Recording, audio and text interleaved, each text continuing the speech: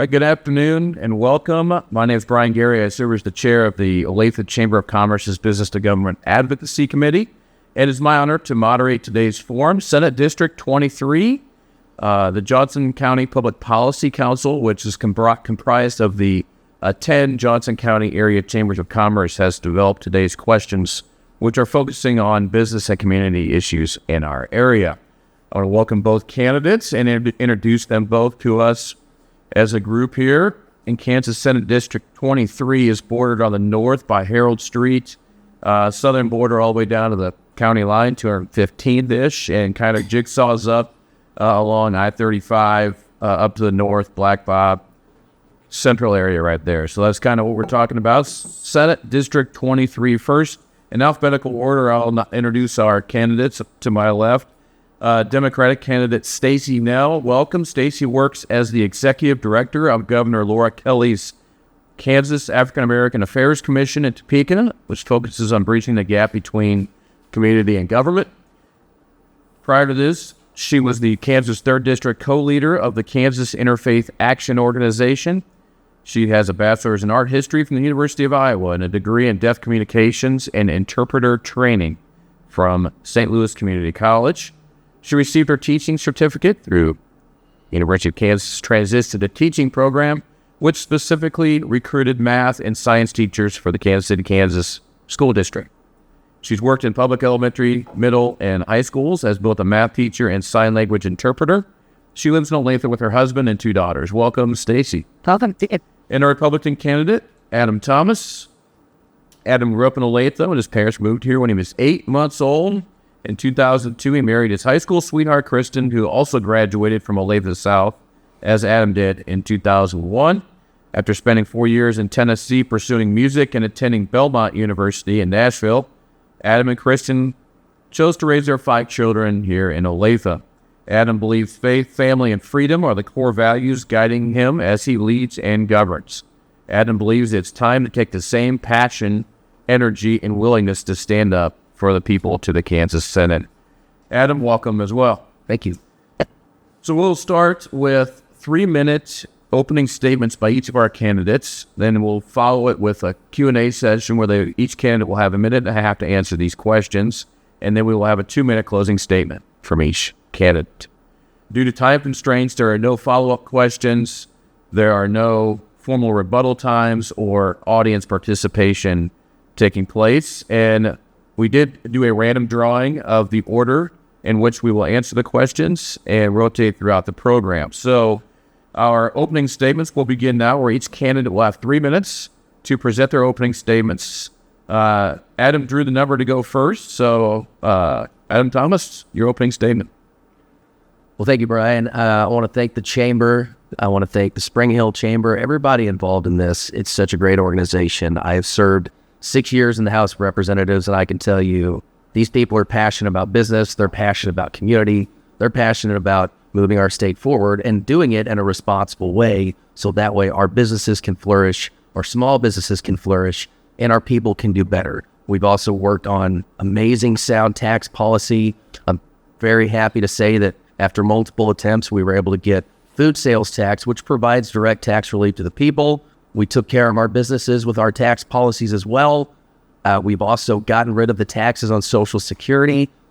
All of these things can impact business, and the conversations need to be ongoing. I'm proud of what we did last year with House Bill 2400, which allows middle-aged folks with some college the ability to get scholarships and grants to go back and actually finish a degree. And what do they do when they finish their degree? They make an impact on the community and on our local businesses, so we're very proud of that.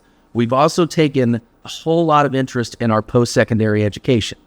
We've passed tax credits and the ability for folks going into nursing to get scholarships. We've taken care of our veterans, allowing descendants of our veterans to get scholarships to go to post-secondary education. We passed one of the most important pieces of legislation that directly benefits the fastest growing school in our state, Spring Hill, with current year funding. They are now able to pay their teachers more. They're able to take care of our students better. Morale is increasing, and I believe that's going to make a huge impact on the business community and as these kids get out into the workforce. As I said, we've taken care of our seniors by eliminating the taxes on Social Security once and for all. We've taken care of our student athletes, male and female, by passing the cardiac emergency response bill this year, which allows cardiac emergency response plans in our schools, AEDs, anything we can do to protect the number one killer right now, student athletes, which is cardiac events. I'm proud of the record we've had. We've taken care of our veterans. We've taken care of our teachers. We've taken care of our seniors, our students, our first responders, our doctors, our nurses, all of the above, and the best is yet to come. I'm excited about the work we've done, and as a father of 5, 4 beautiful daughters and 1 son who unfortunately is going to grow up to be just like me, but that's okay. And I'm proud to say that we've made a difference, because at the end of the day, we have to ask ourselves in this role, who is better because of what we've done and why? And I'm proud to say that I'm able to answer that question and set up my children and your children for a brighter future and a brighter Kansas. So thank you. Great. Thank you, Adam. Stacey, your 3-minute opening statement. Good morning, everyone. My name is Stacey Knoell. I'm the Democratic candidate running for the Kansas State Senate here in District 23. I'd like to first thank the Olathe and the Spring Hill Chambers for hosting us today. I want to thank everyone who's tuning in for your engagement in this important election. I'd like to thank also my opponent for participating in what I know will be a thoughtful and productive conversation. So he read my briefest of backgrounds. For those of you who may not know me, I think of myself as a Midwest girl, born in Nebraska and raised in Iowa. But both of my parents are from the Kansas City, Kansas area, and I graduated from Sumner Academy in KCK. I have degrees in art history and deaf communications. So most of my professional work has been in the public school systems, both as a middle school math teacher and as a sign language interpreter at the high school level. This is not my first race. I ran in 2020 and lost very narrowly, but that is what got me on the governor's radar. So she appointed me into her administration as the executive director of the African American Affairs Commission. So what that means is that my job has been to pay attention to the needs of the community and relay those back to primarily the executive branch, not necessarily the legislative branch. Listening to the needs of the people who are around me, and I've also had a front row seat to watching the Kansas legislature over the last couple of years. And it's becoming clear that the current legislature is not necessarily responsive to what the needs of actual Kansas voters are. I know we'll get to some of those policy discussions later on this morning. One of the things that I'm most fond of saying is that the only way to change a system is to change the system. And it's evident the only way to change policies is to change the people who are making those policies in the state. And that's why I'm running for the state Senate. I believe that this district deserves representation that is responsive to the needs and the desires of the people who actually live in this district. And that's what I plan to do as the next senator for District 23. Thank you so much for the opportunity to come here, and I look forward to the rest of the discussion. Great. Thank you, Stacey. All right, we'll move on to our question and answers, where each candidate will have a minute and a half to answer each question. We will alternate each question and rotate the answer order. So Stacey has the first question. She'll go first, and that is, being as specific as you can, what are your views on state tax policy? Okay, thank you so much for the question. It's impossible to ignore that the cost of living and the cost of everything is going up. My husband and I get that tax bill every month, just like every year, like everyone else does. Moreover, when I've been out talking to voters, canvassing during this campaign, one of the things I hear a lot at the doors is that people are concerned about property taxes and how just seems like there's less and less money in our pockets every week. It's clear the American economy is doing well, but that may not feel that way individually if the price of eggs is over $3 for a dozen. Now, the truth is that tax policy can be nuanced and layered, but there are definite steps that we can take at the state level towards a progressive tax policy, while not resorting to a flat tax that is regressive in nature and puts the burden on people who are at the lower end of the income spectrum.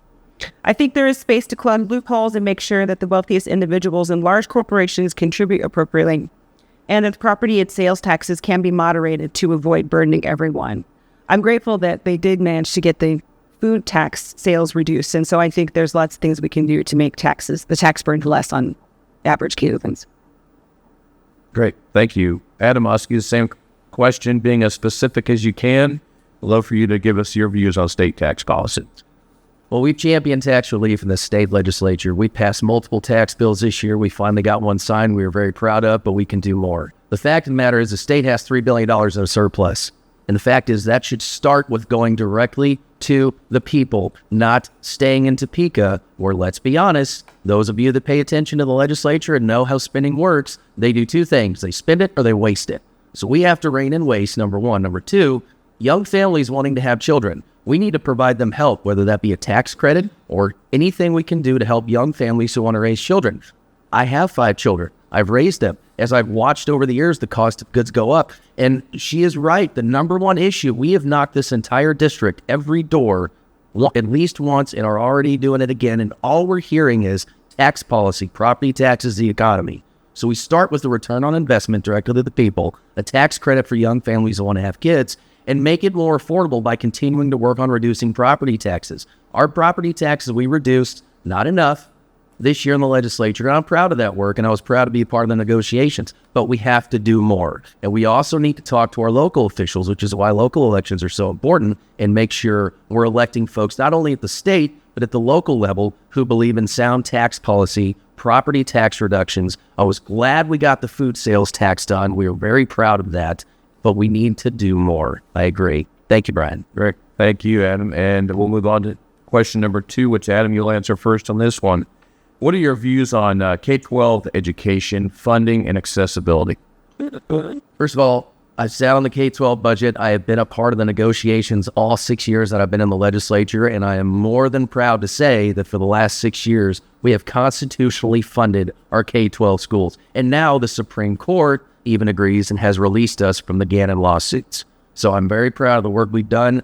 We continue to add record number of funds to our public schools. Again, current year funding was an amazing plan that helps growing districts be able to utilize their funds wisely, pay teachers more, help reduce the size of the classroom, and more importantly, it's already been proven. We had hearings in the committee that I chaired about when you have happier teachers, have more better pay, higher morale, the students do better. Now, we need to turn our focus to special education. When the budget came out this year, there was a request for $74.8 million. I walked into the meeting with the chair of the committee and said, no, that's not enough. Give us $85 million. Now, the negotiation ended up coming down to about $77.5, and the final bill had $75. We need to do more for special education. I've been in the negotiating room dealing with this. It's a passion of mine. I have friends that are dealing with this on a regular basis, and we have to do more. So I'm proud of the work we've done, and I'm looking forward to doing more in the Senate with K-12 funding and continuing to constitutionally fund our schools and help our special ed kids and also continue to help our teachers. Thank you. Great. Thank you. Stacey, I'll ask you the same question. What are your views on K-12 education funding and accessibility? Thank you so much for the question. I think there's no question that the Olathe schools and the public schools are really the backbone of our community. So many people have told me that they have moved to Olathe specifically for the schools, and I know that even the chamber would say that one of the main reasons why businesses and industry are locating in Olathe is not our access to the highways, but it's because of the school system here. And so in knocking doors, I've met there are teachers who live in the district, there are counselors who live in the district, there are people who just work in the schools who live in our district. And I know that it's important that we really fund those schools, the schools fully. Working in the public school system as a teacher and as a sign language interpreter, I have seen the good that our schools can do for our community. I think it's important that we continue to support them.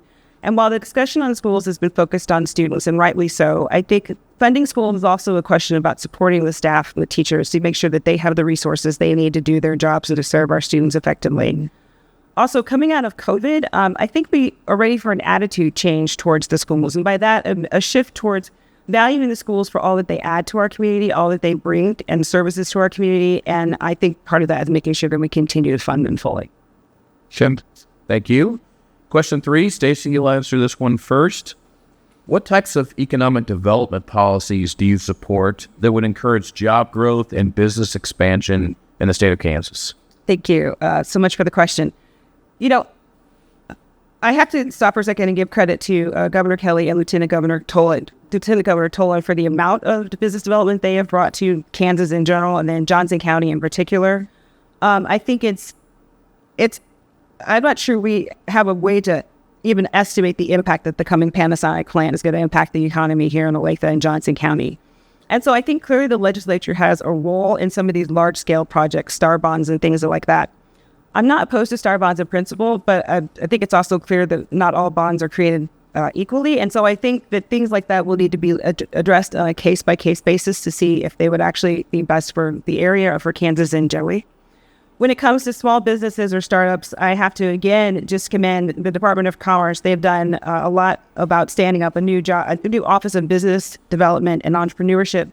So I think there's now even a focus at the state level of what can we do to help small entrepreneurs get access to capital and technical support assistance that they need in order to be successful moving forward.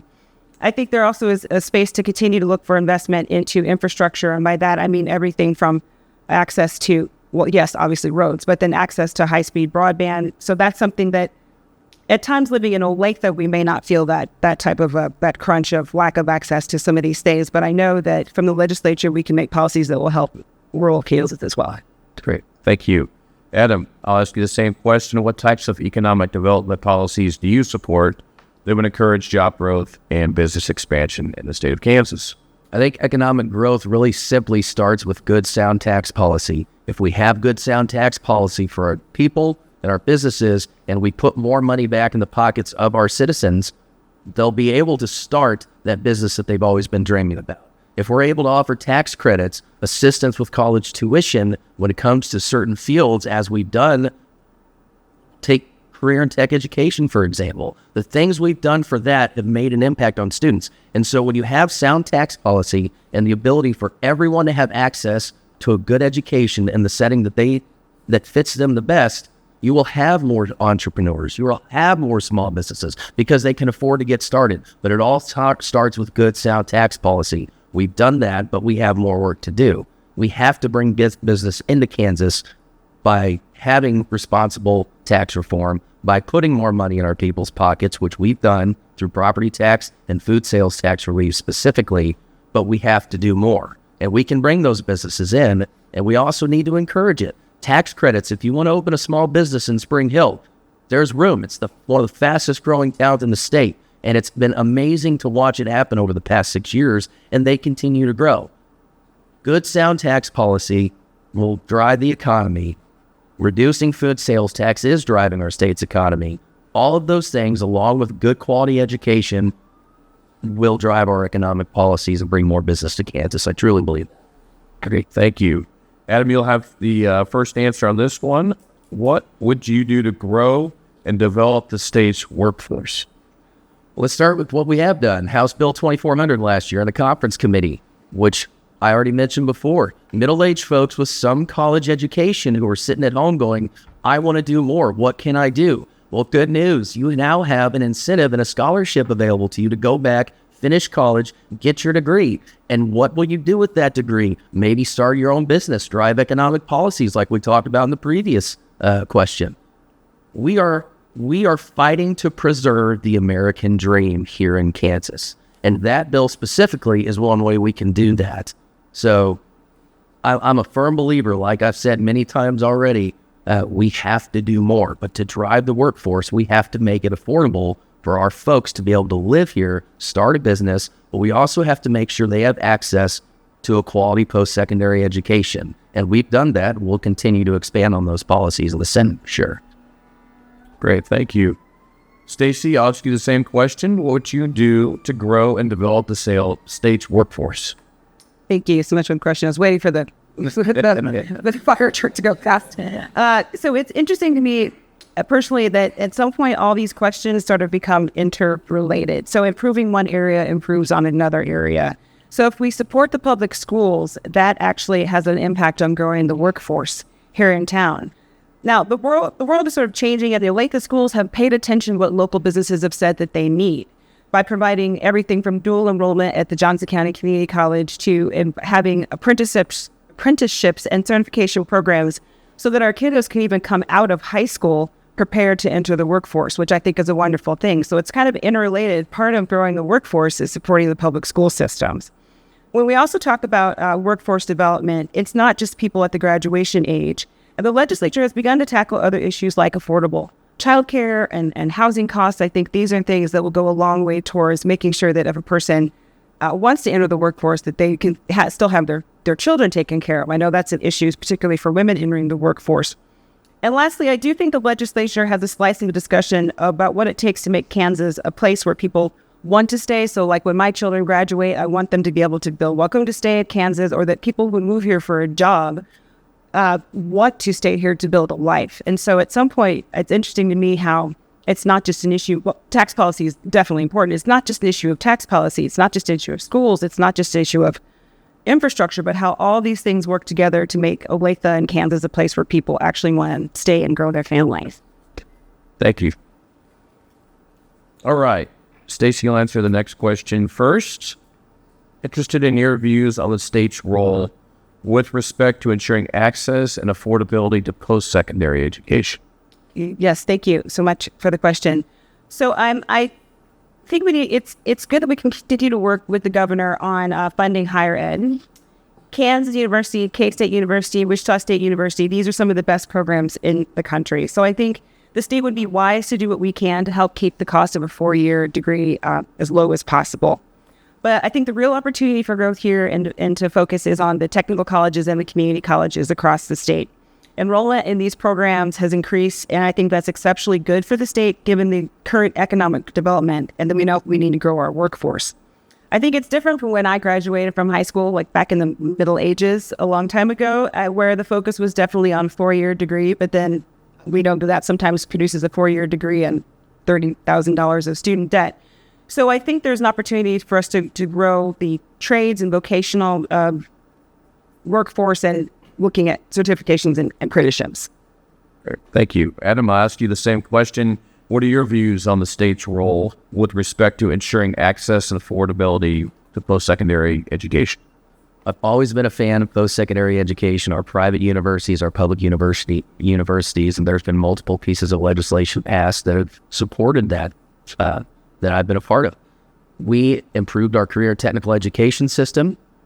We passed legislation that expands the eligibility of the Promise Act, which is a $10 million allocation every year. We're using less than half of it. It's already money that's being spent, so we expanded eligibility. The HEROES Act, which we passed this year, expands eligibility to descendants of veterans. So that's two things. What else did we do? We created the Emerge Act this year, which is specifically for members of our National Guard who want to go back and get their master's degree. Now they have assistance using funds that are already available to do that. These are the kinds of things we've done. We created this year the Blueprint for Literacy, which basically incentivizes teachers to go learn how to properly teach the science of reading. Because a lot of the data that we've seen in our hearings in Topeka is showing that kids need remediation when they get out of high school. How do we prevent that? We get them at an early age, teach them how to read, and now not only have we done that through multiple pieces of legislation, but we've also incentivized the teachers to learn that, be able to teach it properly. So I'm proud of the work we've done on that, and it's going to continue, as I've said, in the Senate. Great, thank you. And Adam, you'll answer this next question first. There's been a lot of discussion about foreign land ownership, leasing, as well as purchasing equipment containing foreign manufactured parts. What factors do you consider when attempting to balance both the national security concerns against free enterprise and private property rights? First of all, we have to listen to our folks in Homeland Security, number one. And we've worked with them. We developed a bill. It took a lot of time about the purchasing of land from foreign adversaries. There was a lot of negotiations. It took the entire session. Leadership was involved. A lot of us were involved in the negotiating piece of this. And we came up with a bill that I believe does just that as far as land ownership. We will not allow foreign adversaries to purchase land near our Army bases and near our forts where they have access to some of the things we're doing. And I will continue to support that. Real simple. Great. Thank you. Stacey, I'll ask you the same question. There's been a lot of discussion about foreign land ownership and leasing, as well as purchasing equipment containing foreign manufactured parts. What factors do you consider when attempting to balance national security against free enterprise and private property rights? Thank you for this question. Like a lot of the issues, it's one that can become very nuanced and somewhat complicated. The bills that have come before the legislature oftentimes are written so broadly that they would impact the attempts of legal immigrants to buy land or start businesses. My job is with the African American Affairs Commission. There's also a Hispanic Latino American Affairs Commission. So if we talk about just painting a broad brush of people who are not born here, sometimes it's catching people who it's not intending to catch. Now, while I do admit that there are foreign governments that are very hostile to America and that there are bad actors who are out to do us harm, I think we should tread carefully when painting people from any given country in a certain way. So we can't necessarily say that just because a person is from country ABC that they are here to do X, Y, Z. We don't have to look far in the national discourse to see how those type of policies and allegations can actually hurt populations, even be detrimental to them. But having said that, I do agree with the representative that we do need to continue to collaborate and work closely with the national agencies and federal agencies to address issues of security moving forward. And I think it just needs to have an open communication to determine what the best next steps would be. Great. Thank you. Next question, Stacey, you'll go first on this one. What are your views on healthcare policy and Medicaid expansion? Okay. Thank you so much for the question. Medicaid expansion is one of those things that can honestly feel distant to me living in Johnson County. We have several fantastic hospitals. There's urgent care centers. I have good insurance. I'm thankful to God that I am healthy and my family's healthy. So when I talk about these questions of insurance, sometimes it can feel distant. But when I see that, I also know that there is overwhelming public support for expanding Medicaid. And that there is a current legislator that just seems to be unwilling to meet that need that has been expressed. I feel at this point, everyone in this room can probably recite the statistics about how many billions of dollars have been left on the table, or how many hundreds of thousands of our neighbors could be helped by expanding Medicaid. So on this, I really want to go back to some of my own personal guiding principles. Medicaid expansion is not necessarily, it is about providing healthcare access, obviously. But more than that, it's about honoring the voices of our friends and neighbors. It's about listening to my community and ensuring that every individual, regardless of their circumstances, receives the care and support they deserve. It's really about us learning how to love our neighbors as ourselves. Thank you. Adam, I'll ask you the same question. What are your views on healthcare policy and Medicaid expansion? Well, healthcare is near and dear to me. I come from a family of healthcare folks, healthcare workers. Both my parents, my wife, have all been involved in healthcare in one way, shape, or another. So it's something I've been familiar with most of my life. With regards to Medicaid expansion, the stories I hear at the door of folks that are having issues with the time it takes to get in, with the staffing issues, with the hospitals that are seeing 0 to 3 patients a day saying if they just had Medicaid expansion it would save their hospital, that are losing over $10 million a year. We have a system that needs to be fixed before we can expand access to those who currently are not able to get Medicaid, a lot of whom are able-bodied. So what we've done in the legislature is we started with expanding reimbursement rates, get more money to the hospitals, expand access to scholarships for nurses so they can go to school, get a nursing degree, and then we can staff our hospitals. If we do those things, if we start here instead of starting here and working our way up to here, I think it would be a great mistake financially for the state, considering we don't really know how much it's going to cost. So our history, especially recently in the legislature, is we take care of our nurses, our hospitals, our staff, make sure we fix the current issues with the time it takes to get reimbursed, because one Medicaid patient is less than 25% of the copay of anyone who has a regular healthcare plan. This will bankrupt our hospitals if we do it now before we fix the current issues we have. So what I've supported is policies that staff the hospitals, encourage our nurses to go to school, get degree, increase morale with our nurses by protecting them from assault, which we've done, and start there. And then I will happily have the discussion on expanding Medicaid. Thank you. Next question, Adam, you'll answer this one first. How control over the decision-making process is divided among the state legislators and local governments, including local school boards, on issues such as taxation, economic development, education has been a matter of debate. What are your views on the issue of the decision-making between state legislators and local governments? Yeah. Thank you for the question. I think anytime you can leave it up to local control, that is generally the best solution. And what we've done in the legislature in the last 2 years in our education committee is something that hasn't been done in the history of our state, to my knowledge. We brought in superintendents, local school board members, teachers to the Capitol or via Zoom, because we stretched all the way to even the western and southwesternmost parts of Kansas, and we brought them in for a discussion and said, how can we make your life easier? What can we do to help? And by having those relationships and those direct conversations, I think you can really make an impact, and they very much appreciated it. So we know that local control is something that is protected and is always, like I said, one of the best policies, which is why we do what we can at the state level with regards to property tax, but that also requires conversations with our locals. But you will never hear me say that the state should act first and the locals should act second. We have local control for a reason, and I trust that our locals are doing a good job, and the conversations have to keep going, the relationships have to keep building, and I think by doing that, it's going to work out for everyone. Thank you. Stacey, I'll ask you the same question. How control over decision-making is divided among the state legislatures and the local governments, including local school boards, on issues such as taxation, economic development, and education, has been a matter of debate. What are your views on this issue? Thank you so much for the question.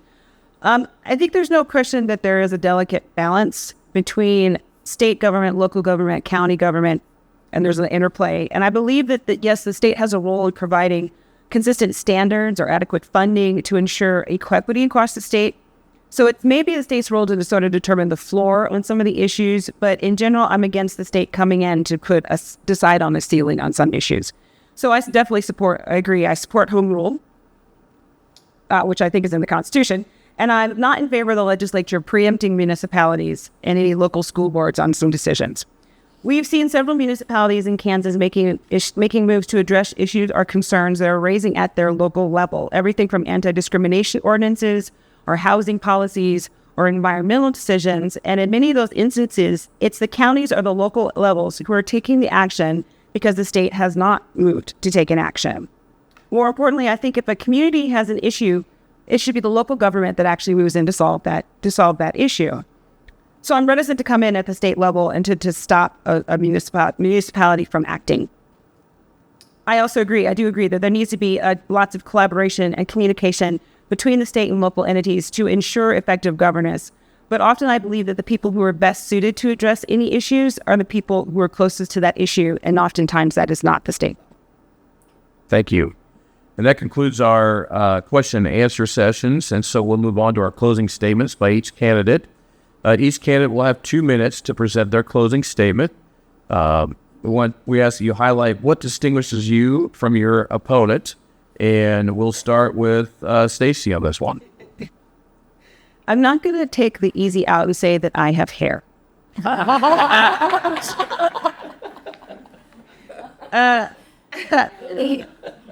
Sorry. Yeah, so I couldn't help myself. Okay. Don't count that as my time. Thank you very much for the question. You know, I honestly think that if Representative Thomas and I were to go get a coffee after this, we would probably find that we have a lot more in common than we have differences. I know we both love Olathe. I know we both love Kansas and this country. I know we're both here to try to do the best that we can do. I do think that ultimately I have perhaps a different worldview in approach to this, and my worldview is more aligned with the expressed desires of the people who are here in District 23 on issues like Medicaid expansion or protecting women's reproductive rights or supporting the public schools. You know, I made reference to my daughters. I have 2 daughters, and so for me, the public schools are important, right? They're at Pioneer Trail and Olathe East, and I think our school systems here are wonderful, and I want to continue to support the teachers and staff that work there. I have 2 daughters, which means they're going to grow up to be women in Kansas, and so I think it's important for me to protect their future and their health care, to be able to make decisions about their own family planning and how their health care is going to work. And we all live in this community, so it's important for us to work together to ensure that Olathe continues to be the best place in Kansas to live. I was sitting out there before and watching that video that's playing through the lobby, and I was like, wow, Olathe is pretty cool. I'm glad I'm here. So I've been here for 21 years. I love this community, and I look forward to serving this community as the next senator in District 23. Oh, I should say you should visit my website, staceyknoell.com, where you can sign up to get a newsletter and all the things. So thank you very much. Go be awesome. Thank you, Stacey. Adam, you have 2 minutes for your closing statement, highlighting distinguishing you from your opponent. Thank you, Brian. Well, thank you for putting this on. Thank you for moderating. Thank you to the Olathe and Spring Hill Chambers. I also love our community. I love our country and our state. I also love the community of Spring Hill as well. It's been amazing to watch the growth, not only in Olathe, but especially in Spring Hill. It has been an honor to represent both towns for the past 6 years. And the beauty about how we've done it is we've done it without the political lens. When Spring Hill or Olathe comes to us and has an issue, I don't ask, hold on, what is your party affiliation? Did you vote for me? Do you vote Republican? Do you vote Democrat? If it is good for the people, it will always be good for me when it comes to how I govern, how I push through legislation. I've proven that over and over again when it comes to the issues. It's not about party, it's about what is best for the people. So I'll say again, we have a history and a record of taking care of our veterans, first responders, our nurses, our students, fully funding our schools to a constitutional level, adding record amounts of funding for our special ed kids, taking care of our students once they get into the post-secondary, taking care of our college kids, taking care of descendants of veterans, incentivizing becoming a teacher and increasing morale amongst that admired workforce. And we've done it in a bipartisan way.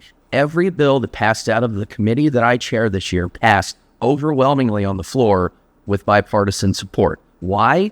Not because it was about what's good for the party. It's about what's good for the people. That is always how I've tried to govern, with a groundwork of faith, a strong family at home, and an ability to see across party lines and say, is it good for the people? And I will continue to do that. And I'm going to ask for everyone to visit AdamTThomas4Kansas.com. And please, if you want to continue to see the same record that we talked about here, the same passion, the same desire to take care of the people first, I ask for your vote November 5th. Thank you. Thank you, Adam. And that concludes our forum for Senate District 23. I want to thank both candidates for participating today and your willingness to serve our community. So thank you both for that.